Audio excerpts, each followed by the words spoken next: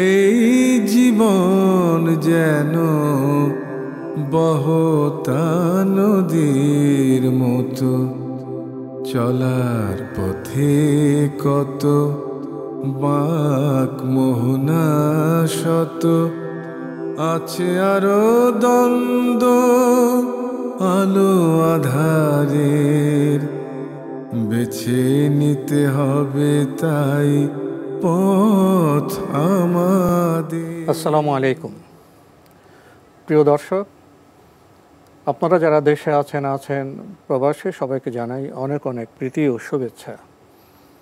শুরু হলো এনটিভি আয়োজিত এবং ভীষণ নিবেদিত টক শো আলোকপাত। আমাদের আজকের বিষয় নেতা এবং নেতৃত্ব। আপনাদের সাথে আছি আমি জয়নুল আবেদিন আজাদ।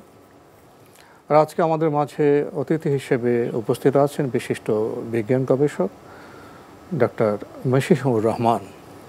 আসসালামু আলাইকুম ওয়া রাহমাতুল্লাহি ওয়া বারাকাতুহু। প্রিয় দর্শক, নেতা এবং নেতৃত্ব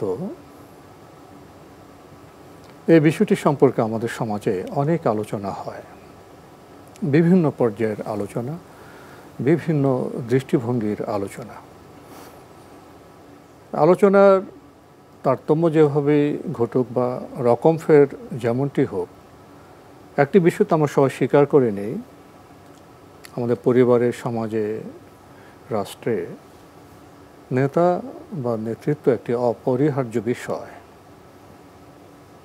এই বিষয়টি ছাড়া পরিবার সামনে এগোতে পারে না, সমাজ প্রগতি সম্ভব নয়, রাষ্ট্র তার লক্ষ্যে পৌঁছতে পারে না।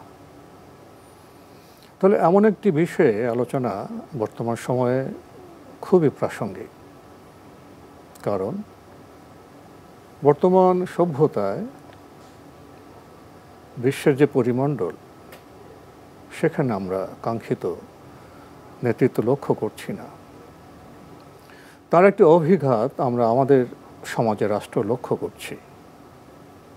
ফলে এখন একটি সাধারণ আলোচনার বিষয় এমন, আমরা তো কাঙ্ক্ষিত নেতা বা নেতৃত্ব পাচ্ছি না। এই যে হাহাকার, এর সমাধান কি? শুরুতে আপনার কাছে জানতে চাইব, নেতা এবং নেতৃত্বের যে হাহাকার, আমরা কাঙ্ক্ষিত নেতৃত্ব চাই, পাচ্ছি না, তো এই প্রয়োজনের নিরিখে আপনি শুরুতে কি বলবেন? ধন্যবাদ আপনাকে, একটা চমৎকার একটি ভূমিকা দিলেন। নেতা নেতৃত্ব দুটো বিষয় কিন্তু সময়ের সাথে সম্পৃক্ত। সময় কিন্তু নেতা তৈরি করে, নেতৃত্ব এনে দেয়। এটা আমাদের প্রথম বুঝতে হবে। মানুষ চাইলে নেতৃত্বে নিতে পারে না, নেতা হতে পারে না, কিন্তু এটা কিন্তু একটা স্পন্টেনিয়াস জিনিস। এবং আমরা যদি দেখি যে এই নেতা হওয়ার যে বিষয়গুলি বা নেতৃত্বের যে বিষয়, এটা একটা সোশ্যাল একটা প্রেক্ষাপট লাগে, পলিটিক্যাল প্রেক্ষাপট, ফিলোসফিক্যাল একটা প্রেক্ষাপট, ইভেন রিলিজিয়াস। এই কিছু কিছু প্রেক্ষাপটে কিন্তু আস্তে আস্তে সময়ের দাবিতে এক নেতা বা নেতৃত্ব গড়ে ওঠে। এখন হু ইজ দ্য লিডার প্রশ্ন করা, who is to be the leader. এখন একজন লিডার আপনি দেখেন, তার কিছু কোয়ালিটি যদি থাকে আমরা কিন্তু মেনে নেই, অ্যাকসেপ্ট করে নিই। যেমন তার হচ্ছে একটা ভিশন থাকতে হবে, এবং তার মধ্যে ইন্টিগ্রিটি থাকতে হবে, তার ইমোশনাল ইন্টেলিজেন্স। আপনি দেখেন, ইমোশনটা রাইটলি ইউজ করা, এটা আমি বলছেন ইমোশনাল ইন্টেলিজেন্স একটা লেভেল থাকতে হবে। আপনি যদি দেখেন যে তার মধ্যে ইন্সপায়ারিং অ্যাটিটিউড থাকতে হবে, আমি কথা বলবো মানুষ শুনবে, তাতে উদ্বুদ্ধ হবে। যে কোনো কথা, তার মধ্যে সায়েন্স থাকবে, লজিক থাকবে, এবং আকর্ষণ থাকবে। যেমন গান শুনে মানুষ আকর্ষিত হয়, বক্তব্য শুনে আকর্ষিত হবে, এটা থাকতে হবে। এবং তার মধ্যে একটা স্টার্লিং ক্যারেক্টার, এই যে তার একটা চমৎকার একটা বৈশিষ্ট্য তার চরিত্রের মধ্যে থাকবে, যা দেখে মানুষ ভাববে আমি এই লোকটিকে বিশ্বাস করতে পারি, তার উপর আস্থা রাখতে পারি। অতীত আমাদের থেকে কিছুটা আলাদা, একেবারেই আলাদা। দেখেন আপনি রাসূলুল্লাহ সাল্লাল্লাহু আলাইহি ওয়াসাল্লাম, তিনি এমন একজন ব্যক্তি ছিলেন, সেই সময়কার যারা কাফের মুশরিক ছিলেন তারাও কিন্তু আল আমিন উপাধিতে ভূষিত করেন। ছোটবেলায় হলো শত্রুতা ছিল, বিরোধিতা ছিল, কিন্তু তার নেতৃত্বের যে বৈশিষ্ট্য, গুণাবলী তারা অস্বীকার করতে পারেনি। এবং তারা বিশ্বাস করত মুহাম্মদ সাল্লাল্লাহু আলাইহি ওয়াসাল্লাম কখনোই মিথ্যা কথা বলে না। এই যে আস্থাটুকু নেতৃত্বের মধ্যে নেতার প্রতি এই আস্থা অর্জন হচ্ছে প্রাইমারি বিষয়। এটা না থাকলে আপনি নেতা হিসাবে অ্যাকসেপ্ট করতে পারেন না, আর নেতৃত্ব তার হাতে দিতে পারেন না। আপনি বর্তমান বিশ্বের চিত্রটা কেমন?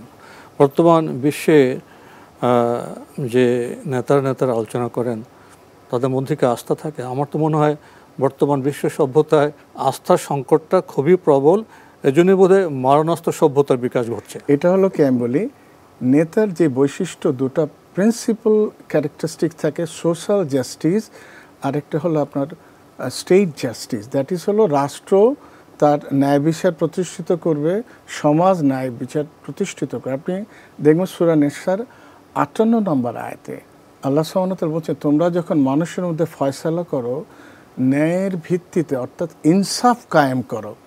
একটা লিডার প্রথম ক্রাইটেরিয়া হচ্ছে ইনসাফ প্রতিষ্ঠা করা।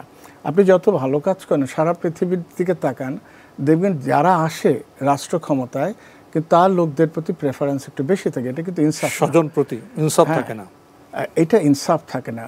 এবং এটা হলো একটা দিক। আরেকটা হচ্ছে আপনার আক্ষরিক অর্থে বিচারের যে বিষয়গুলি থাকে, আদালতের যে বিষয় থাকে, আল্লাহ তাদগাও ফিল মিজান, আল্লাহ কিন্তু জাস্টিস দাঁড়িপাল্লা, দ্যাট ইজ হলো জাস্টিস তিনি এস্টাবলিশ করেছেন। অতএব পৃথিবীতে মানুষের প্রতি এটা নির্দেশ দেওয়া আছে, তোমরা এই জাস্টিস বিচার এবং ন্যায় বিচার প্রতিষ্ঠিত করো।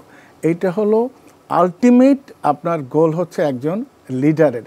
এটা যদি মাথায় রাখতে পারে যে আমি জাস্টিস করব আমার কোথায়, পরিবারে, আমার চারপাশে, আমার সমাজে, আমার পলিটিক্যাল পার্টির মধ্যে এবং আমার রাষ্ট্রের মধ্যে, তখন কিন্তু সে নেতা হয়ে ওঠে। যেই নেতার কথা আমরা বলছি, আপনি বললাম যে ভূমিকা দিচ্ছেন, সেই নেতা হয়ে ওঠে।